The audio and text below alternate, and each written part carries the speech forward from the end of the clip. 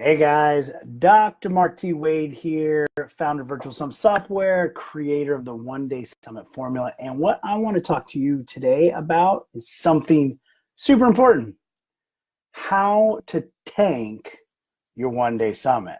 So we talk a lot about, our collaborative marketing strategies and ways to be successful and what to do and how to improve, best practices. But I don't really very frequently talk about some of the things you can do that will tank your One Day Summit. And there's a lot of different things that, probably more smaller and less of a likelihood to cause it to happen. I mean, for the most part, when you're working on a One Day Summit, if you follow the strategies we talk about, you're going to do rather well.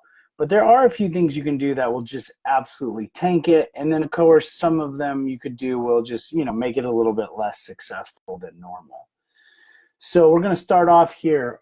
One of the things that that you can do to tank your summit is the most common thing that tanks summits, which is procrastination. So, not even so much the perfectionism aspect of it. I mean, it's okay to try and make it better and better and better, but usually it's the procrastination that I'm going to get around to doing it, or I'm going to do it later, or, whatnot. And you just never end up getting it done. And so then you try and go live, and once you try and launch your One Day Summit, you don't have the speakers on board, you don't have the materials they need to help support you or promote it, you don't have the materials you need to be able to promote it, and essentially you just don't end up getting the summit out and getting the attention or awareness or exposure you need, and or you don't end up getting the speakers you need. So it's not completely done.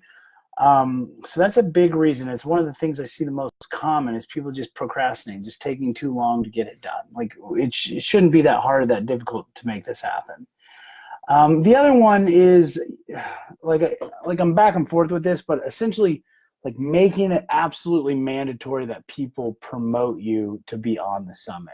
So there's a lot of influencers that are like, I'll do your summit, but I'm not going to promote, I'm not going to email out for it. And I go back and forth with this. You have to have speakers email out in order, if you're going to really do a bigger summit and get the exposure and the attention and build the list the way you want to. But with that being said, you can't force everybody to, especially some of your anchors or some of the big ones, getting them to even do social media posts would be a great win. Also, if you just have them on your summit, you can always target them. You can target them with your paid ads and things like that. So you don't always have to have them promote. Obviously, in an ideal world, everybody on your summit would promote it, and that'd be excellent. But if you go into it saying, hey, Dr. Mark here, I'm running an event called, List Builder Accelerator. I'd love for you to be a speaker on it. Here's the details, X amount of commission, here's the date. You don't have to be there live. We do a recording, and I need you to send out 5 emails. Like if you're reaching out to people with that, they're like, no thanks, but you start off just reaching out with a relationship, like, hey, I've got this going on. You'd be a perfect fit for it, and it'd be a great information for your audience because of this problem and the solution you provide. We have a benefits package. I'd love to talk to you about that and see how we can make it a win-win for you to support us.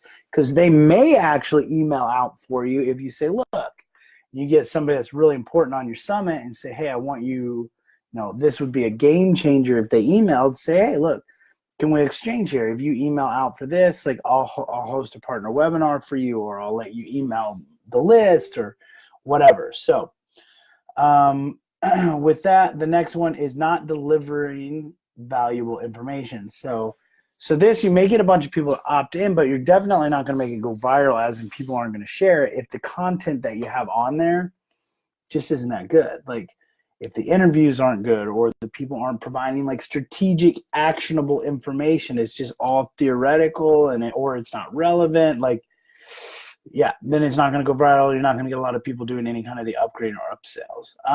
Making it a pitch fest. So this is pretty good. Most people just know, even most speakers just know not to be on there pitching, but they need to make sure that the people providing value are providing value, and they're not just sitting there going, hey, you should buy my this, buy my that. Here's my opt-in. Here's this. Here's that. Like, it's okay to be like, hey, I got this free gift for you. Check it out. Or if you are doing it where they can promote or pitch at the end, making sure that they provide adequate enough value so that when it gets to the pitch that, that they actually feel good about the pitch. And it's not like, oh, why, this has just been a big pitch fest. So,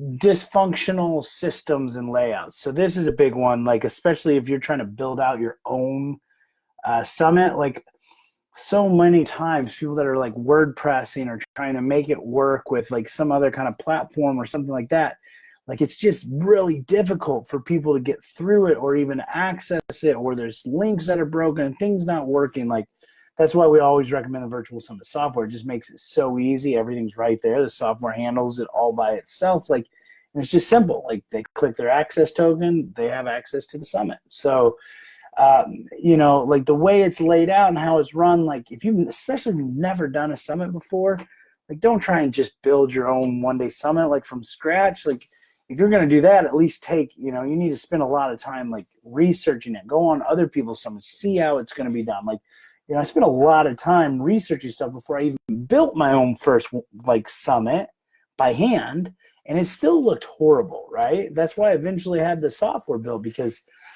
it's the best way to do it. So having dysfunctional layout systems or things not working, that's a great way to tank it. Also, here's another one, like, for the people that, like, I get probably asked at least a couple times a week, like, oh, I want to do a live, virtual summit. Like, I want to have live speakers. Like, and I always say, like, that's not the ideal way to do it. The reason is, like, all it takes is for one. I mean, if you've ever run a summit, you know how many times, like, speakers actually rebook, like, oh, I'm not available. Like, can we reschedule this? Like, imagine that on a live summit with half your speakers, like, reschedule, or they can't make it, something comes up. Like your summit would be, like, completely done. It's over. Like, and, people aren't going to care that the speaker didn't show. They're going to look at you as the host, as the one who didn't make it happen when you said it was going to happen. The other aspect to it is, like, what if there's a tech issue? Like, what if your Zoom or your internet or whatever doesn't work? Like, don't do a live one. Like, what you do is you run a summit, pre-record the sessions, and then you provide a live aspect, like in a Facebook group, or you do a live streaming, like, webinar session or whatever, like a recap.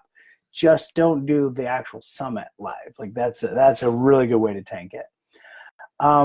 Poor promotion, both quality and reach exposure. So this kind of goes with some of the other things we've said, but like, if your promotion strategy is not good, or you try to throw it together last minute, or, you're just trying to do it organically with no paid advertisement and then nobody promoting it. I mean, like, to do no paid ads or no promotions, you have to have somebody else emailing it out. Like, and if you're going to have other people emailing it out, like, that's great as long as they're doing it. But if they don't do it and you don't have paid ads, then you don't get anybody. So I always say, try and make sure you've got people that are willing. You got to find win-win-win. You got to find people that it's going to be a win for your audience by having them on there. Okay, like, you don't want to just have a name on there. It needs to be a win to provide good, valuable content. But also needs to be a win for them, that there's going to be enough, the speaker, that there's going to be enough people there, and you're giving them the opportunity to list build, and maybe even you're giving them the opportunity to do something else, like do a partner webinar, or they can email your list, they can write a blog or whatever.